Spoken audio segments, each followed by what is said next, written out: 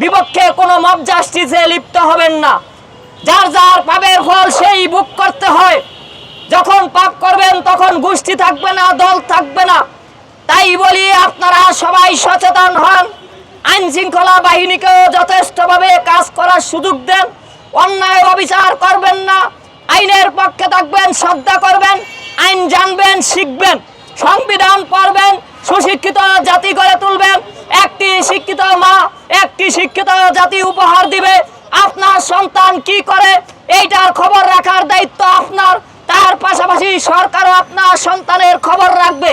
কিন্তু সচেতন না হলে আপনার সন্তানরা মব জাস্টিস করবে, পাপী সৃষ্টি হবে।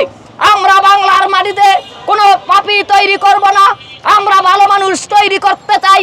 জনগণের মঞ্চ, জনগণ আসবেন, বক্তব্য দিবেন, আপনাদের কথা শুনে আপনাদের সন্তানরা সুস্থ সুন্দর জীবন যাপন করবে।